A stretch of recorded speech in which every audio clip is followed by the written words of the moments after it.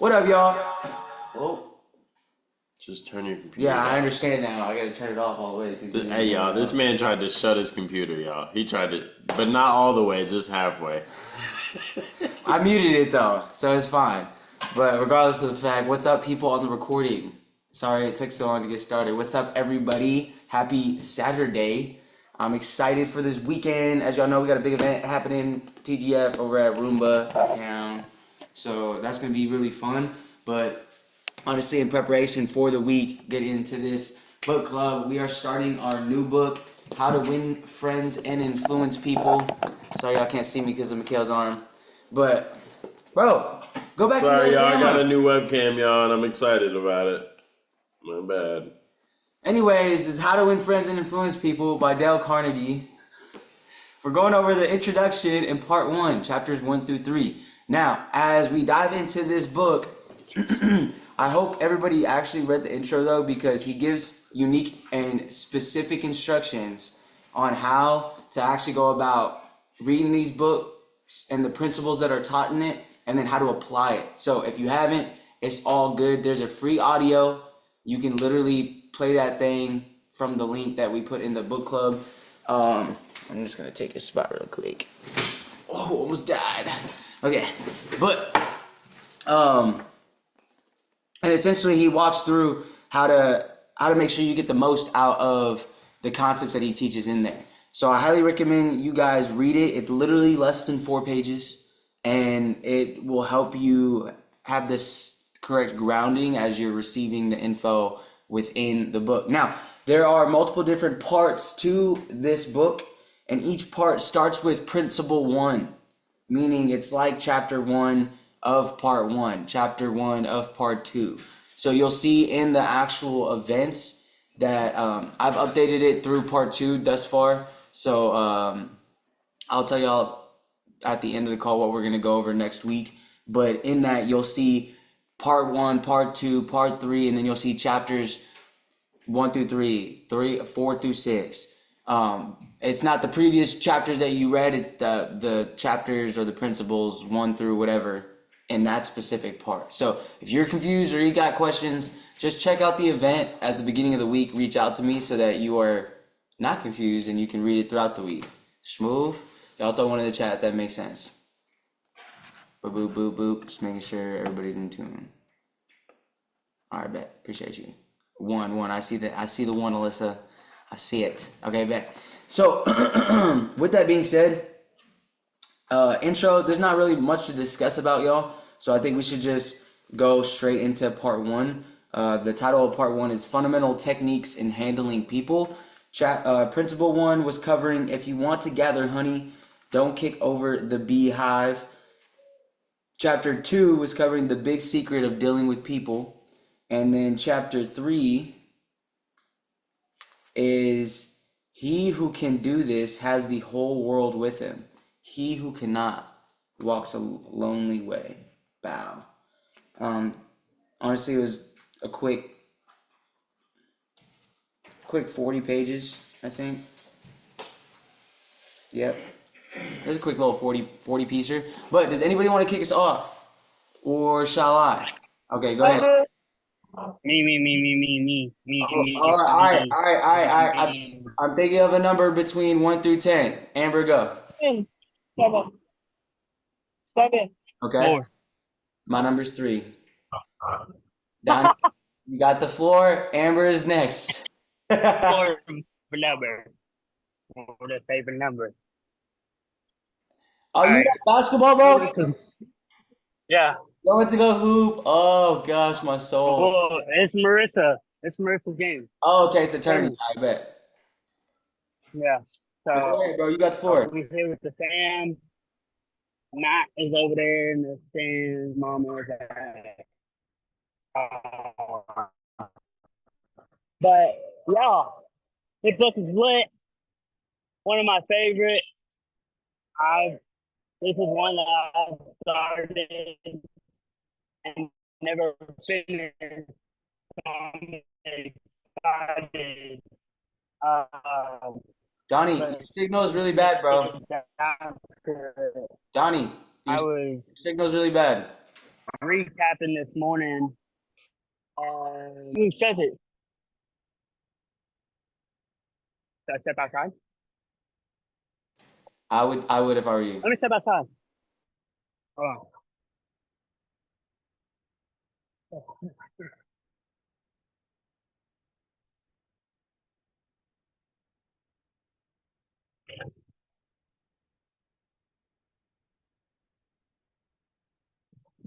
All right. How is my signal now? Smooth. That we in the game. So I was saying, started this before, never finished, so I'm excited to do so. And as I was reading and recapping this morning, things honestly hit different. Like I don't remember who said it. One of the audios. Oh, Kevin Trudeau. If y'all are familiar with him, I'd be listening to him. And the feeling is a secret. His audio in that he really touches in on like with this specific book. He uses as an example and asks somebody, "Hey, have you read this book?" They're like, "Yeah, I read that book like years ago." And like he was like, "Oh, reread it. They came out with a new version when they really didn't." But he just told them that, and they reread it, and it hit them different.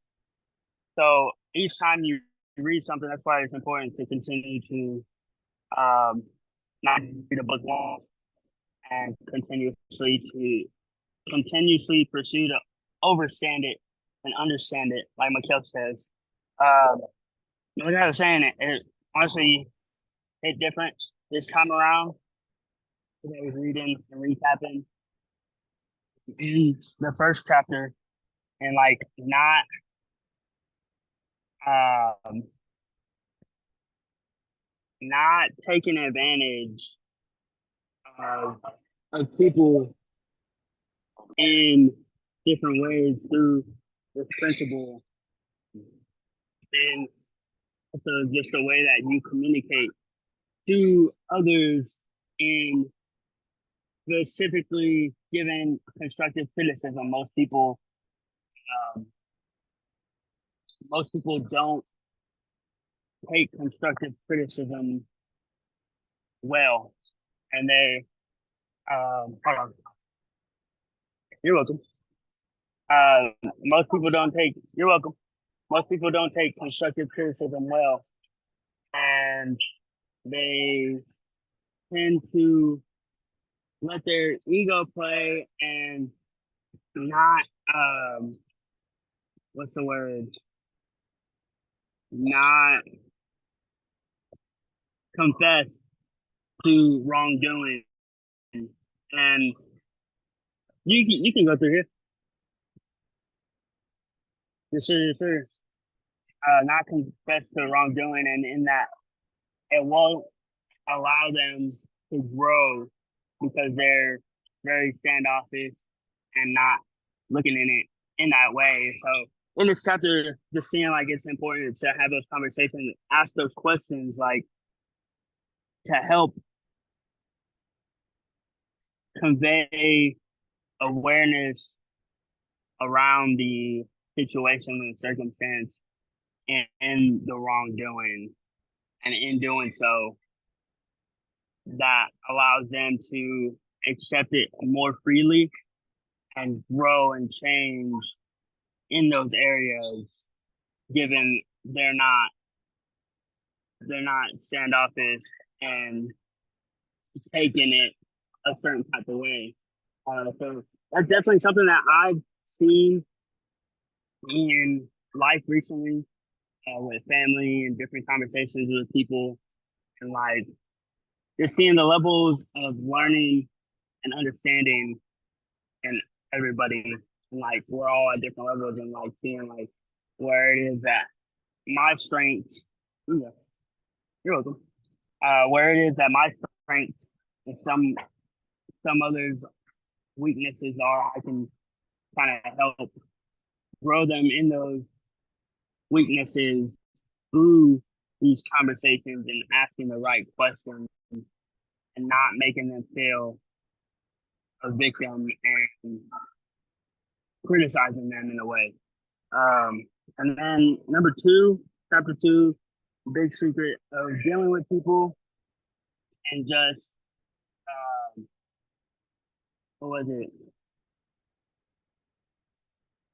Figuring out like everybody operates and does things out of emotion and feeling and what they want most and desire.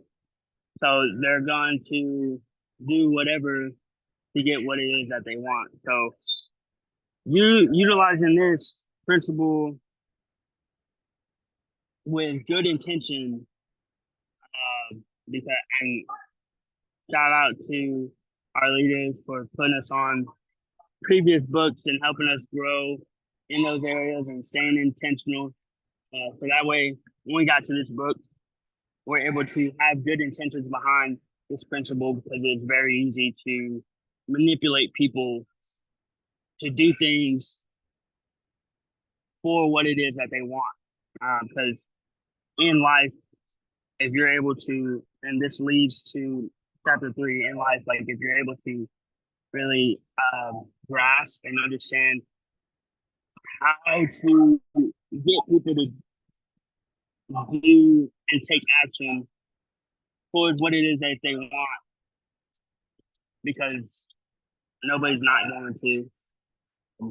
You're able to really have a world with you. So leading into that third chapter and just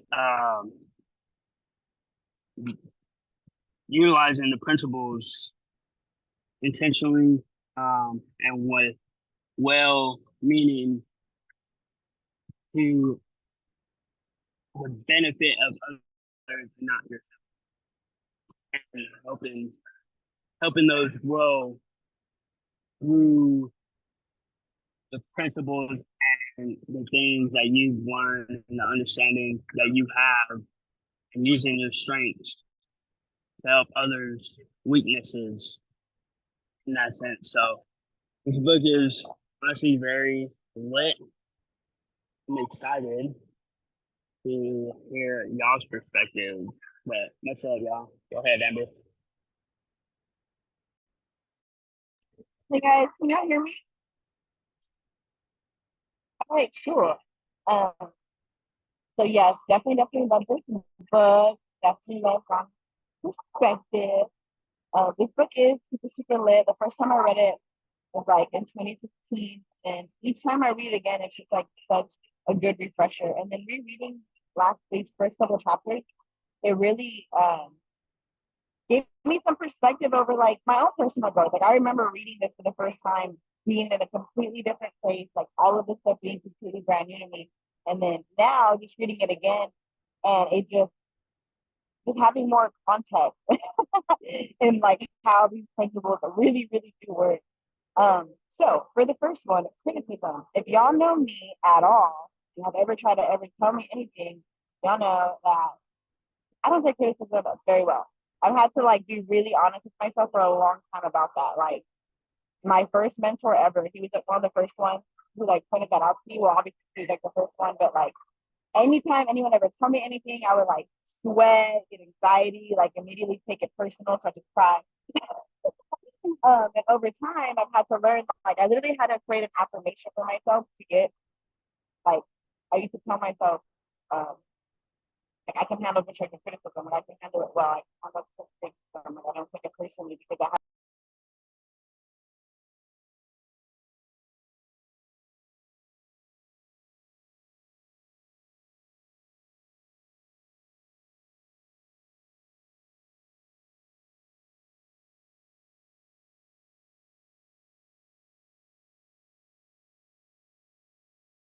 Important and arouses resentment. So obviously, it's saying in this first chapter not to criticize, but there is a way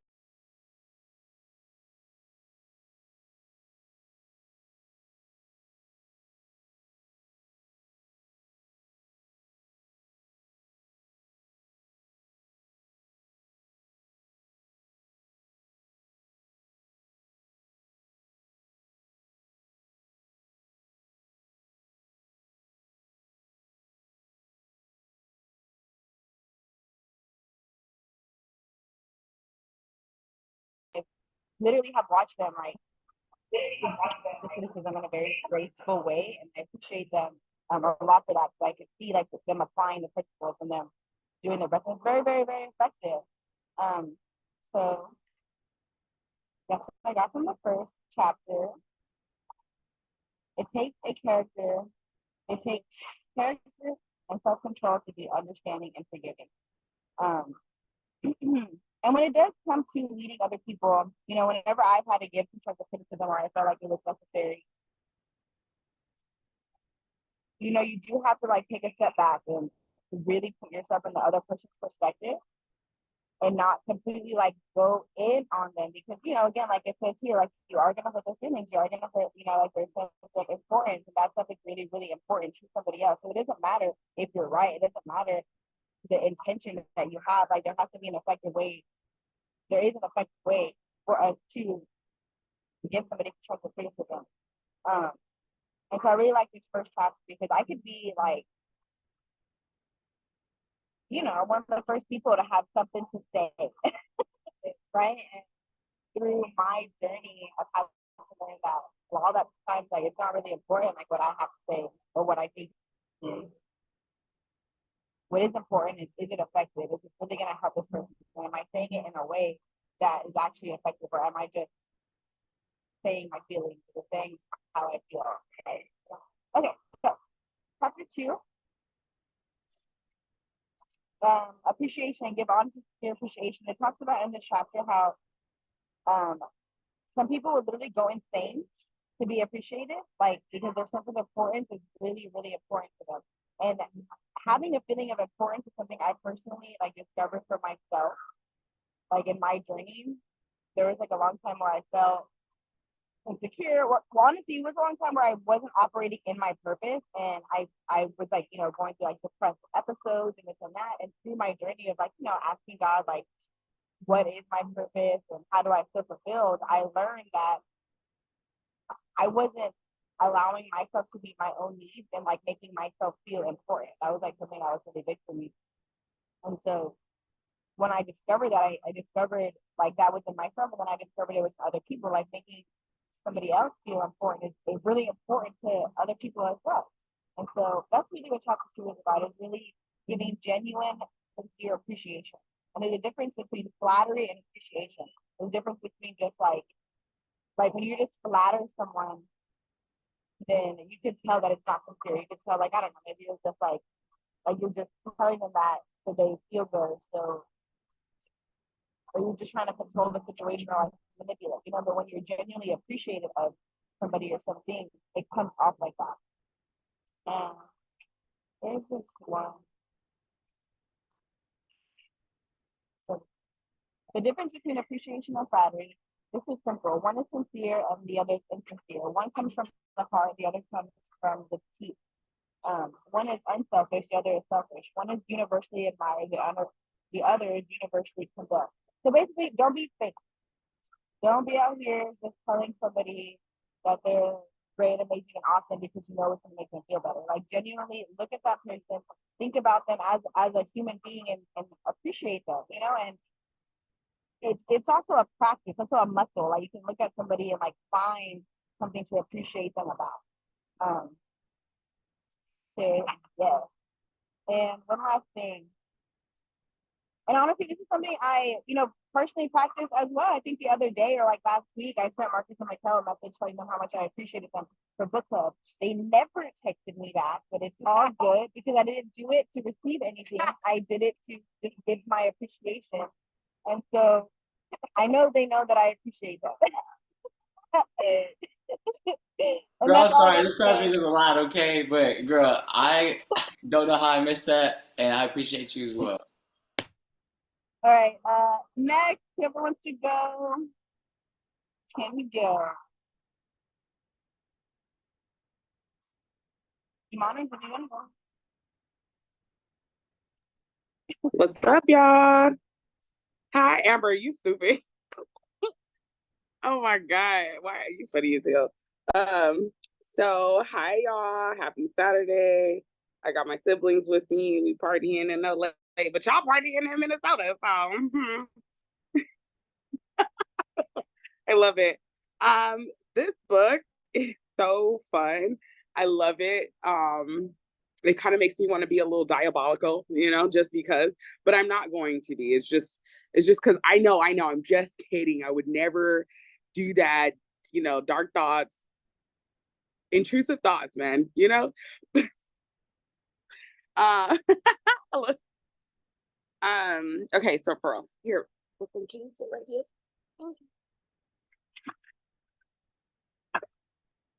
There we go. Okay, so with this book, I definitely know some of this stuff. I've learned a lot of things over the years dealing with people, and dealing with people over the years, taking communication classes. People are um where do I start? You know what? I think I want to start with chapter 2, because chapter 2 really stood out to me. I mean, chapter 3 definitely way more, but give honest and sincere appreciation. So something that I've been learning over the years is how to deal with men, to be very transparent. Because like I've dealt with men and all my life, of course, but not all of my relationships have been really good. So I was like, let me just learn. And some of the things that they teach, like the videos, like the articles I watch or read, they'll talk about like showing your appreciation to men. And I think this definitely goes to everybody. Showing your appreciation really is a huge difference between getting people to trust you, especially like I've worked in customer service my whole life, and I've worked in property management, and I've sold timeshare. I've even worked at Disneyland. Okay. So all of these jobs, I've had to deal with a number of people who are coming to me for their personal need. So that's kind of like me getting into chapter 3 as well. But giving them your appreciation and kind of showing them, a lot of people never feel appreciated. That's real. People are out here struggling, surviving, thirsting for appreciation from the people that they do everything for. So sometimes when I talk to people, I'm just like, no, cut it. It's for you. Really, it's for you at the end of the day, because appreciation is very hard to find. So if you can give somebody this appreciation, over the years of working with people, I've been able to see how quickly people change when they come in having a bad day and you show them some appreciation. It never fails. I've even had people like cuss me out, bro, and I didn't do nothing. And I'm just like, wow. And I'll just kind of like say something because I'm not the type to not say something, but then they'll always come back to me and be like, you know what? I'm sorry. Thank you for being so kind to me. Like, I do appreciate it. And I'm just like, look at that. Look at that. So I think appreciation is very, very powerful to be able to, like I said, get people to trust you. And that's really important when in all of the businesses that we do, in our interpersonal relationships, all of our relationships in business as well, but being sincere about it. So that is a huge difference. Like Amber was saying, don't get me wrong. I love flattery because it's fun. You know what flattery is about, and it's not something that I take very seriously. So if I have to flatter somebody, I will, just for the fun of it. And it's usually like a good time, nothing serious, like being disrespectful about it or like lying to people, being fake. But true sincerity goes a long way. Like, not everybody I encounter are people that I necessarily ever want to talk to again, but in that conversation I have with them, I do value their time and their attention. You can meet people at a bar and they're like kind of drunk and you're just like, okay, but then they say some random stuff that you feel like you needed to hear, or it helped you think of something else. Either way it goes, being sincere about how you communicate with people is really important in influencing people to, sway them in your direction. But chapter 3, Chapter 3, man. Chapter 3, arouse in the other person an eager want. I cannot tell you how many times I've been able to control a conversation with people when I cater to what they want. It's like I'm able to, especially in sales, I'm able to really get down to what they want, which is the whole purpose of selling them something anyway. But like, people will trust you more and listen to you more when you truly listen to them and listen to what their wants. Nobody wants to hear somebody go on and on about the things they want. It's long and drawn out. It's hard to pay attention. And like the book said, everybody wants, like, what did it say? Everybody wants something like that. I'm just gonna paraphrase it. Everybody wants like what they want. So of course, to me, they're not really gonna be listening if nothing's about them. So that's something that I do when I talk to people. Like, I bring it back to them a little bit so they can understand like, I guess, my style of communication. So I love this. I definitely, I suggest that in everybody's businesses and like their relationships with people. Really, like, consider what people want. I mean, not just because for business, but understanding people's wants is just like really being a good friend, a good partner, a good parent. You know, like, not necessarily just selfishly doing it all for yourself, because it's really not all about one person. It's usually about a collective of people, like us as a collective. So I think it's really important to kind of like pause and listen to other people's wants. I mean, how can you get somebody to do anything that you want to do if you're not putting these practices into place? So very important. Love it. Can't wait to keep reading. I'm gonna pass it to you, Alyssa.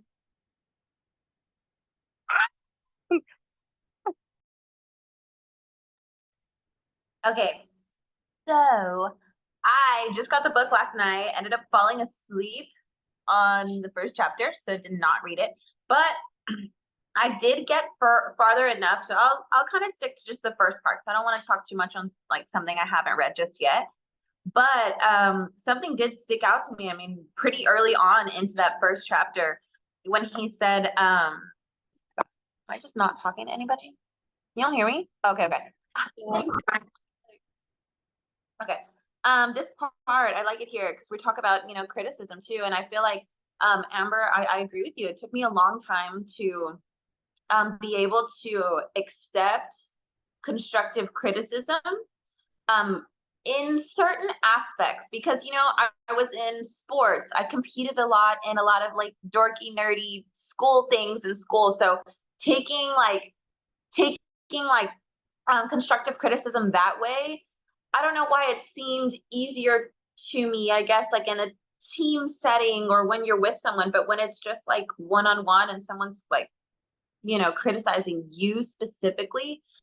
Yeah, I mean, I got like Amber, I was very much so, I would get butthurt. I would take it very personal. I would take it very like, oh my God, like I'm the worst fucking person. And like, I would just take it to heart. I really would take it to heart. So it took me a long time to realize like, okay, this person loves me and cares about me enough to tell me this thing in order to better me in a way. And again, it depends on how they're telling it to you, right? Like, I can tell if you're just, for lack of a better word, if you're being an asshole or if you're just being a bitch and you're just trying to put me down and you're trying to like, make me feel stupid or degraded.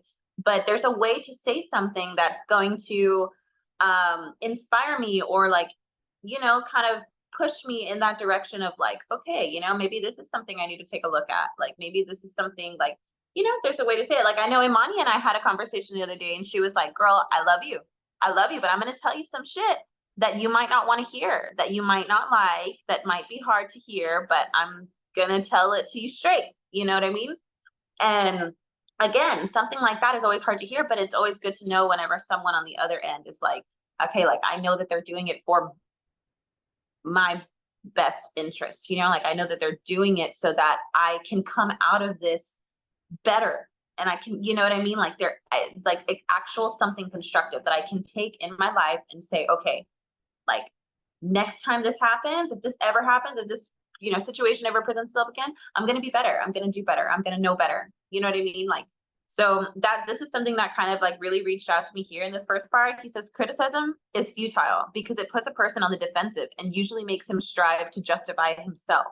Criticism is dangerous because it wounds a person's precious pride, hurts his sense of importance, and arouses resentment. By criticizing, we do not make lasting changes and often incur resentment. So that just kind of stuck out to me too. And it's just definitely opened my eyes to, where I am on my journey and how far I've come in that aspect, and being able to accept constructive criticism and also discern what constructive criticism looks like and what just downright, like cruel and cold, just plain criticism looks like, you know what I mean? So just, learning to discern the two, and just kind of like remaining open. It's a very vulnerable spot to be. You have to kind of like let your ego and your pride go and sit there and listen to like how you fucked up, or like how you, like how you did something wrong or could have done something better, or whatever it is. So, I mean, that's kind of like what I wanted to touch based on here, because that's kind of how far I got into it. But I am excited based on what everyone's talked about to get to those second and third parts. I mean, even just how I know someone gave like the idea that it's about sincerity and honesty and appreciation, and I think that definitely goes a very, very, very long way with people. Because it's true. And Imani, I've been in those situations too, where like, people will just come and like, same thing. I worked service industry, I worked retail, all the things. Yeah. And then you meet those people that they're having a shit day. They're having a shit day. And unfortunately they load it off on you. They don't even know you. You don't know them, but you get the brunt of it, and it sucks. And I've been there, and I'm same thing. I'm very much a person that is able to like kill people with kindness. I'm like, whoa, girl, I can tell you're having a bad day. Like, let's just take it back a step. Do you want to talk about it? Like, like to a complete stranger that is like just talking to me, but that's happened to me where a few people have come back around and they're like, dude, I'm so sorry. Like, I'm so genuinely sorry. Like, like I didn't mean it. I was in a bad mood. Like, and I vice versa. I've done that to people where I'm like, dude, like I was upset, I was upset. I was hangry. I was, PMSing, whatever it was. I was like, I'm sorry, But just showing that like mutual appreciation is definitely huge in relationships, friendships, your relationships with family, friends, significant others. I think that's one big thing that it's like a staple, and I feel like not having that reciprocated is hard also, like not receiving that back. So definitely something to think about. But that's kind of all I have for the moment. I know that I feel like some peeps are like dropping off, so I can't see who else is there. Donnie went. What about Mr. Marcus Rivera?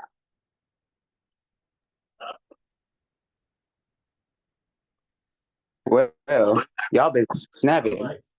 Yeah, I want to some high key valuable stuff. My phone, my call. Can you get my book? Bro, can you give me a motherfucking AirPod, bro? Jeez, bro.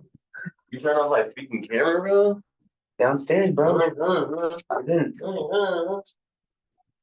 Yo, I asked Mikhail for one favor, and it's okay, bro. I got it. What you asking for? Book, bro. Can't reference my book if I ain't got the book. Anybody see my bro? It's right here. I don't know. I'm gonna change. So close that door for me. I need an AirPod. Here. You talking right now? Yes, but you're not gonna be able to hear anything because it's not connected. Okay. Bet. What's up, y'all? Start recording. I don't know how every time I try talking, me and Mikhail get lost up in the combo. Sorry, y'all. But y'all been snapping, and I appreciate the insight. And I'm so happy to like know that you guys have read. You know what I'm saying? Because literally, this book is so powerful, bro. And it honestly, I say it all the time, but it changed the game completely around for me because it allowed me to understand what really matters and how I can improve in being a better brother, a better uncle, a better friend, a better leader. And I read the book at a very like a pivotal point in my life. I had just gotten out of a pretty difficult relationship, and I had just made the commitment to like really start this vision and mission of helping our people win long term. So as I started reading this book for the first time, I was like in this open minded space of trying to figure out like how do I get further along to where it is I'm attempting to go, understanding that I can't go at it alone. And I'm not gonna lie, y'all. I got first introduced to this book when I was a freshman in college. I did not read it until 2 years ago. So I had already graduated and I was in the ER. And I think one of the biggest things as I sat there before I opened it up was the title. It was like how to win friends and influence people. And at first, I don't know why it had like a negative connotation to me. I'm like, bro, why do I feel like I need to like win people over or influence them to do things that is beneficial to their life? Like I shouldn't have to influence that. But as I kept understanding about what real leadership is, which is the ability to influence and what requires you to be able to influence others, which is becoming a person of value, having not just skills, but practices and principles that people appreciate and hold to a higher esteem.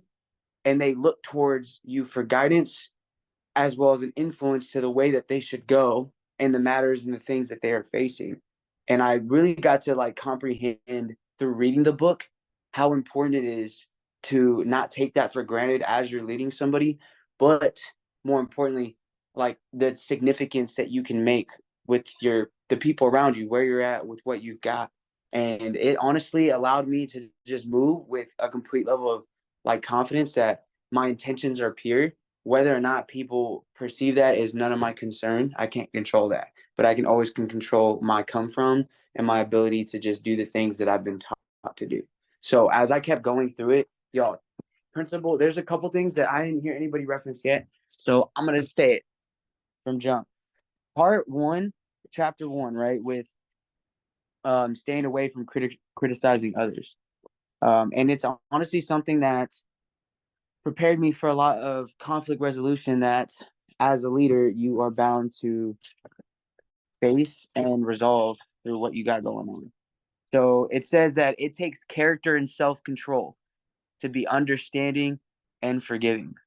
I was like, all right, bet. So I knew back then when I first read it that self-control was an area that I lacked. So I looked to add areas of discipline in my life so that I could practice more of a willingness to like, all right, even though I'm angry right now because this person has done something wrong or they're unaware of what they actually did, I can actually seek to understand before being in a position to be understood first and foremost, like most people do. And above, he recognizes and reminds you the first chapter, it's very important that he lays it out. He was like, we're dealing with people, and let us remember we are not dealing with creatures of logic. We are dealing with creatures of emotion. We're all emotional beings. So the more that you get in tune with yourself and your emotional intelligence, but your ability to recognize and see others where they're at, it'll change the game because you can go and understand an individual's position. Earlier in the chapter, he talks about how just being mindful that 99 times out of 100 people don't criticize themselves for anything, no matter how wrong it can be, and they just won't take ownership or responsibility. Once you understand the numbers, right? He said 99 out of 100. That's 99%. That means majority of the people you talk to on a daily basis, on a weekly basis, you're going to be dealing with individuals who are not going to criticize themselves or hold themselves to a standard, and they're going to be defensive whenever you give them criticism. So understanding that and knowing part two, this is why he puts them together, right? The appreciation. You can lead and give criticism in a positive, encouraging way where people can receive that and hear you, because part three or chapter three to this aspect, you are literally understanding where they're at and what they want. If you take the time to really listen and vibe out and get to know the people that you're working with, to get to know the people that you're getting introduced to, the people that you're establishing partnerships or new relationships with, and you see exactly where they're at and what they truly want, you then can understand, like, okay, that conflict is inevitable and we're both going to mess up. If we're going to hold each other accountable, we got to receive positive criticism. What do I remember about criticism? And as he was saying, is that majority of the people are not going to take it the right way. So when you're actually giving the criticism, I like to do a sandwich method. So instead of condemning people, let's try to understand them. Let's try to figure out why they do what they do. Shout out Mikhail. That man is a very professional. I'm talking on book club. You want to say hi? Say what's up. Hello. She said. But so as you understand why people do what they do versus being quick to criticize, condemn, or judge people for the wrong things that they've done, like you've got to be willing to have that emotional self-regulation so that you can analyze with logic and not emotion. Because yes, it's important to acknowledge our emotions and recognize that they are there for a reason and you are going to feel them. But no, they are not truth. They are temporary.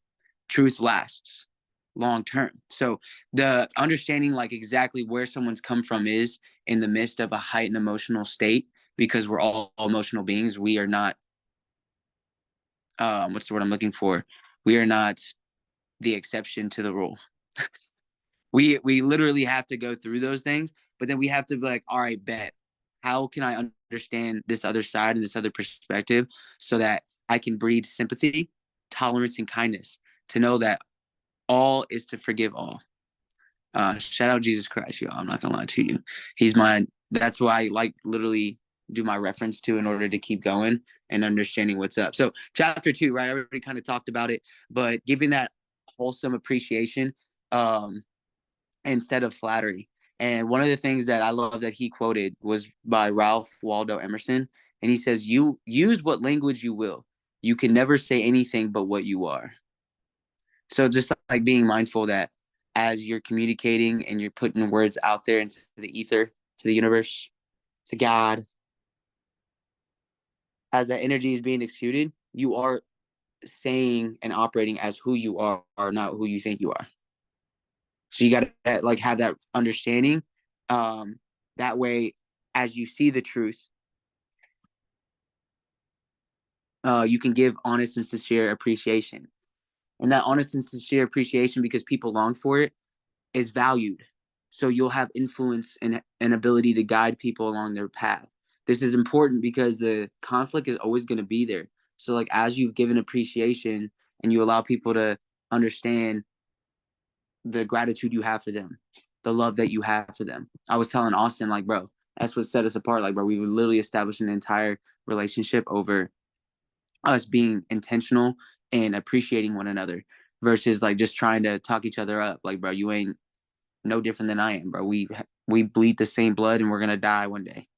You know what I'm saying? So like just being on the same page, recognizing where you're at and just staying intentional with that can help with the conflict resolution in principle number 1, because if you just judge, condemn, and criticize, as the author lets you know, it's just going to be fought against because most people don't think they're wrong, and it's going to end up with them condemning you for the condemnation. So you have to be able to effectively communicate those things. Like we are all 7 and 8 figure business owners, brand ambassadors, and CEOs. I really do believe that. And with that being said, that means that we have to manage not just a bunch of people in the workforce, but a bunch of emotions, a bunch of conflicts, a bunch of difficulties that are going to require resolution and require the right people to effectively communicate, to seek and gain a common ground of understanding so that a solution can be not just thought up of, but executed. It's very difficult and it's challenging, but if you exude these principles with the purest intention, you will meet the people like the Alyssas and the Amanis and the Ambers and the Kelsey's. It's honestly crazy. And then last one, number 3, right? He who can do this has the whole world with him. He who cannot walks a lonely way. So, if you didn't understand what this was in that title, he was saying arousing the other person and eager of want. So again, digging to find out what is that somebody wants and then actually helping them plan and get it. And here's the secret to success. And I wanted to read it just in case you guys missed it or if no one saw it. But this is what he says. One secret of success is by Henry Ford. It lies in the ability to get the other person's point of view and seeing things from that person's angle as well as from your own. That requires an eagle-eye perspective. Instead of being on the chessboard playing the game, you are above the chessboard orchestrating the game. You know the rules, you understand what's going on, and you can move the pieces accordingly. This is why this book is extremely powerful, and I'm glad to be reading it with people who have been working on themselves and have pure intentions with God first. And that's that if you understand that secret and the ability to get other people's point of view and see things from not only their angle but your own, then you have the ability to orchestrate and lead the conversation. You have the ability to guide somebody in the way that they should go. You're the bridge from the I don't know what to do to like, okay, that's an actual possibility. And that's why the mastermind principle is so powerful. It's the different perspectives that you cannot see just on your own. It requires you to get out of your own shoes, literally, and put on someone else's, even when you don't want to.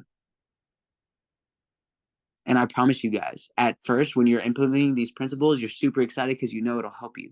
But as you're going through and you're executing, there are times where you don't want to. You don't want to literally see it from someone else's point of view because your emotions were tied into it and you're hurt. And in that process, like being able to gain that awareness, shout out, that the power of awareness was one of the craziest books I've ever read. It was amazing. I'm not going to lie to you. So if you missed that one, girl, go get the audiobook. It's free. It's in the app.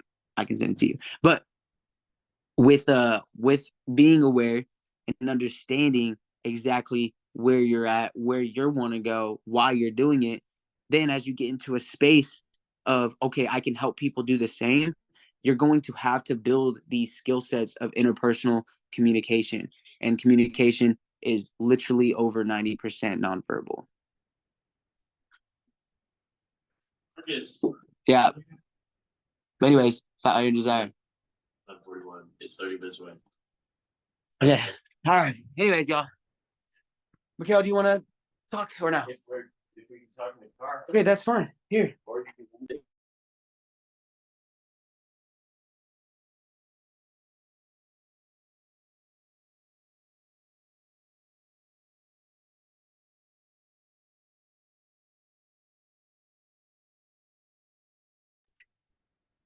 What up, y'all?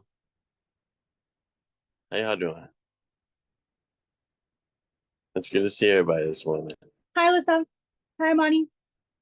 Here. What's up, my man's in the back? She ain't know your name, but I was gonna say hi to you. What's up, brother? You know what I'm saying? What's happening, bro? Austin? What's happening, man? You say Austin? No, I'm in LA. No, we're talking about his name that you just said. We didn't hear what you said. Donovan. Oh, Donovan. Let's go. Nice to meet you, brother. Hi, nice to meet you. Austin. I'm trying to rush my best friend out the house. It's the hardest thing to ever do on the planet. You know what I'm saying? Is he even But Michael? what up, though? All right. I'm gonna keep Austin Keys. Ooh, y'all, I ain't gonna lie to you. But we're gonna make it.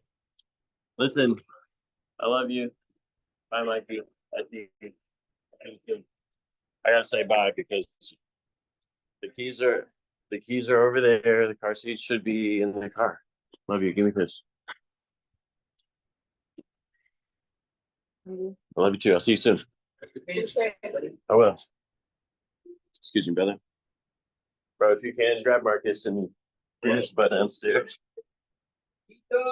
Brooklyn, you're not leaving yet. You're leaving with mommy and Kayla. Mommy finish her hair, then we're gonna go in the other car. All right, y'all. What's happening?